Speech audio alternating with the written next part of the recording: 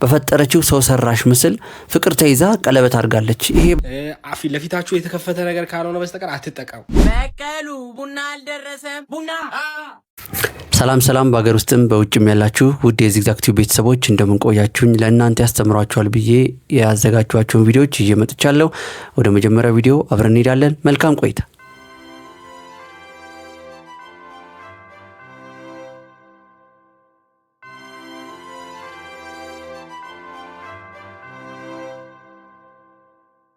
እንግዲህ እቺ የ32 ዓመት ጃፓናዊት ወጣት ከ3 ዓመት ፍቅረኛዋ ጋር ከተለያየች በኋላ ነገሩን ለመርሳት ወይም በሌላ ነገር ደስተኛ ሆናለሁ ብላ አስባ ከአርቲፊሻል ኢንተለጀንስ ጋር በጀመረችው ቻት ወይም ንግግር በፈጠረችው ሰው ሰራሽ ምስል ፍቅር ተይዛ ቀለበት አድርጋለች። ይሄ በጣም አስጊ ደረጃ ነው እየደረሰ ያለው።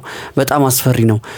ምክንያቱም በዚህ ልክ እንግዲህ ምናባዊ ለሆነ ነገር ፍቅር ይዟት እንደዚህ ከጀመረች እንግዲህ ብዙ ሰዎች ብዙ ወጣቶች እንግዲህ ብዙ ነገር እየደረሰባቸው እንደሆነ በውጭ ሀገርም እየሰማን ነው አይደለ? በጣም ተቀራርበው ፐርሰናል የሆነ ነገራቸውን እያወሩ ከዛ ልክ እንደ ሰው ሴንስ ሲያጡበት በጣም ብዙ አይነት ደስ የማይሉ እርምጃዎችን እየወሰዱ ነው በራሳቸው ላይ።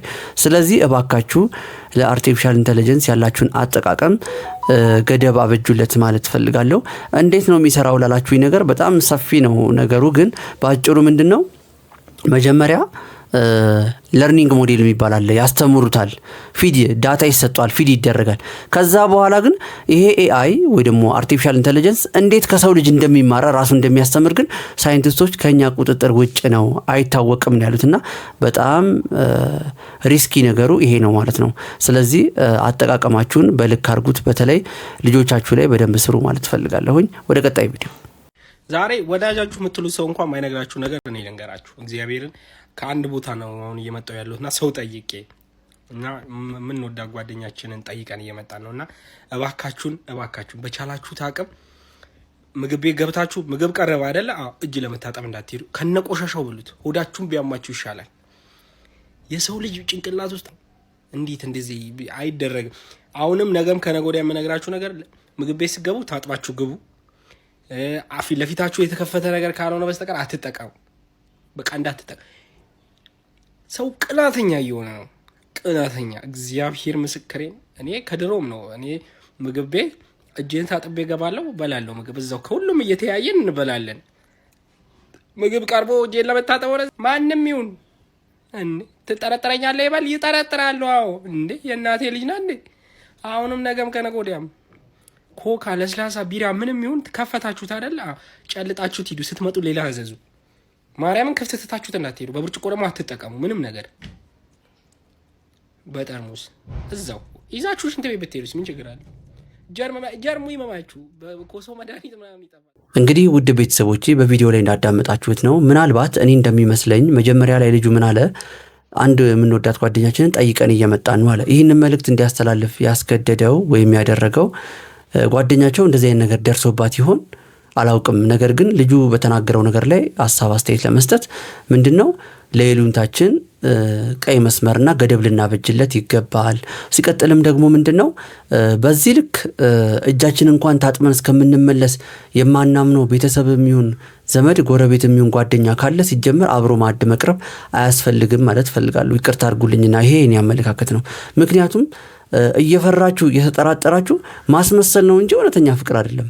ስለሆነ ይህንን ሰው ልቦና ይስጠው ያላችሁ በጸሎት እያሰባችሁ ከእግዚአብሔር ጋር ራሳችሁን ብትጠብቁ ይሻላል ብዬ ማለት ፈልጋለሁ። በተጨማሪም ደግሞ ማለት የምፈልገው እኛ እጃችንን ሳንታጠብ ከነቆሻሻችን ስለበላን አይደለም ከዚህ ነገር ራሳችንን መጠበቅ ወይ መከላከል የምንችለው። ሰው እኛ ላይ ክፉ ነገር ለማድረግ የተለያየ ርቀት ሊሄድ ይችላል። ነገር ግን የኛ መንፈሳዊ ጠንካራ ከሆነ መንፈሳዊ ውጊያ የነቃን ከሆነን በጾም በጸሎት በስግደት በጸበል በንስሐ እየታጠብን በቅዱስ ቁርባን የምንታተም ከሆነ በእንደዚህ አይነት ህይወት ውስጥ ካለን ጠላት ጊዜውን ጠብቆ መታሰሩ መጋለጡና መሸኘቱ መዋረዱ አይቀርምና ራሳችሁን ጠብቆ ማለት ፈልጋለሁኝ። ወደ ሁለተኛ ቪዲዮ እንሄዳለን። አብራችሁን ቆዩ።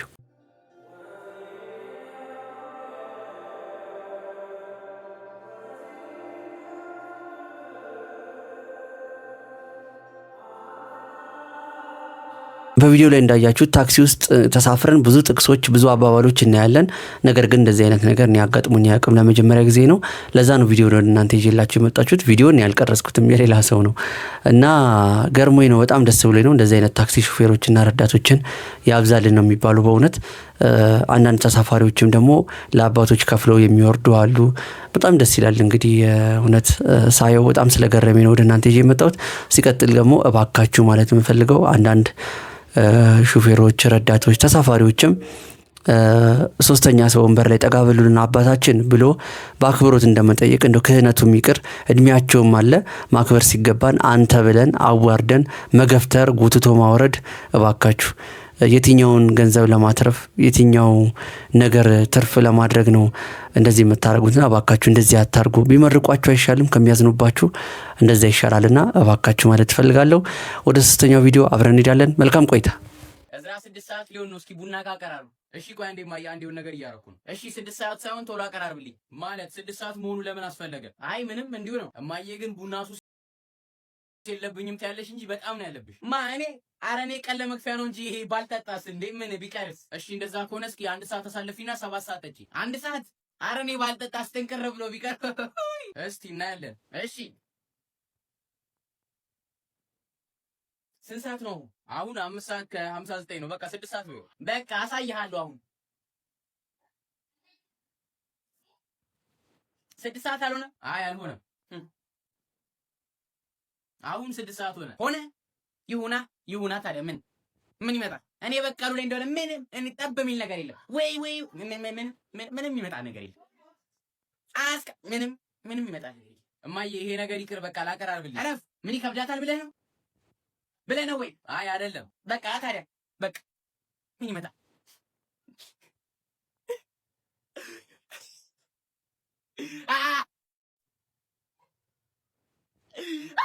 እማዬ በቃ ምኝሻለሁ። ሱስ የለብሽም። ላቀራርብልሽ ቡናው ነው። እረፍ። አሳይሃለሁ።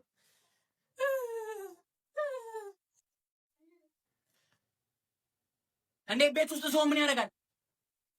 አረ ምንም የለም። አረ እባክህ ከሶፋዬ ላይ ተነሳ ታርቀዋለህ። በቀሉ ቡና አልደረሰም። ቡና እንግዲህ በቪዲዮ ላይ እንዳያችሁት በዚህ ልጅ ላይ በደፈናው ይሄ ልጅ ቤት ውስጥ አይቷል ወይ ጎረቤት አይቷል ተብሎ መደምደም ባይቻልም ካለ ምክንያት የሰራው አይመስለኝም። እንግዲህ ለቀልድም ይስራው፣ ነገር ግን ትልቅ መልእክት አለው። እናቶች እንግዲህ ሰዓት እያስጠበቀ ቡና የሚያስፈላቸው ማን እንደሆነ ታውቃላችሁ። ሲቀጥልም ደግሞ ሱሰኛ መባል አይፈልጉም። እኔ እኮ ለጨዋታ እንጂ ላንዳንድ ነገር እንጂ እንደዚህ ደስ ስለሚለኝ እንጂ እኮ እኔ ችግር የለብኝም ብተው ይላሉ፣ ግን አይተውትም።